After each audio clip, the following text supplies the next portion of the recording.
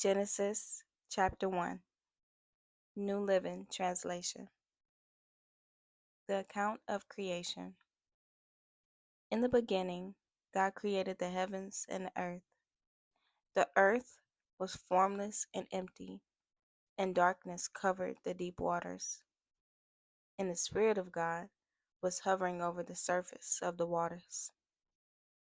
Then God said, "Let there be light." And there was light.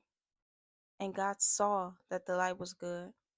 Then he separated the light from the darkness. God called the light day, and the darkness night.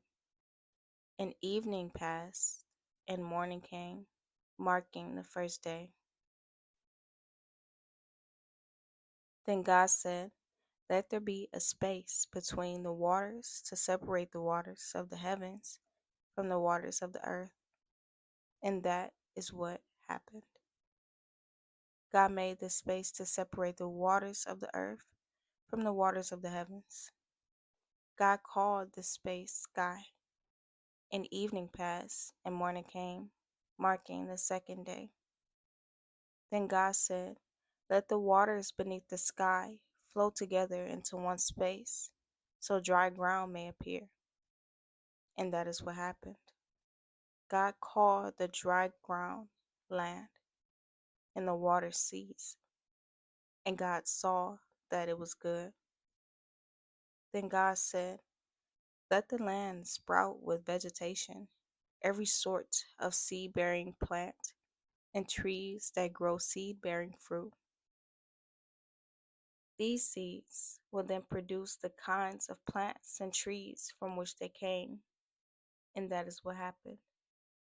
The land produced vegetation, all sorts of seed-bearing plants and trees with seed-bearing fruit. These seeds produced plants and trees of the same kind. And God saw that it was good. And evening passed, and morning came, marking the third day. Then God said, "Let lights appear in the sky to separate the day from the night. Let them be signs to mark the seasons, days, and years. Let these lights in the sky shine down on the earth." And that is what happened. God made two great lights, the larger one to govern the day and the smaller one to govern the night. He also made the stars. God set the lights in the sky to light the earth, to govern the day and night, and to separate the light from the darkness. And God saw that it was good.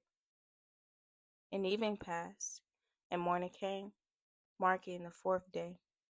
Then God said, "Let the waters swarm with fish and other life. Let the skies be filled with birds of every kind." So God created great sea creatures, and every living thing that scurries and swarms in the water, and every sort of bird, each producing offspring of the same kind. And God saw that it was good. Then God blessed them, saying, "Be fruitful and multiply. Let the fish fill the seas, and let the birds multiply on the earth." And evening passed, and morning came, marking the fifth day. Then God said, "Let the earth produce every sort of animal, each producing offspring of the same kind, livestock, small animals that scurry along the ground, and wild animals." And that is what happened.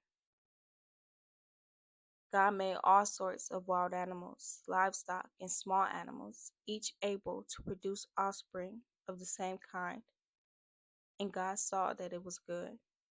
Then God said, "Let us make human beings in our image to be like us.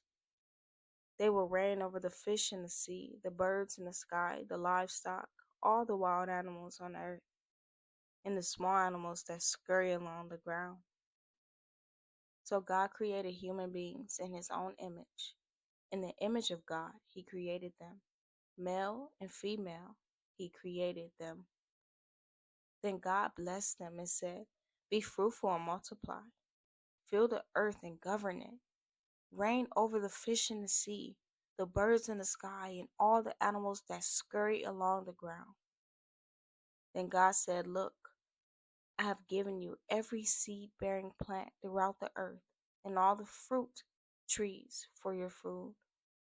And I have given every green plant as food. for all the wild animals, the birds in the sky, and the small animals that scurry along the ground, everything that has life.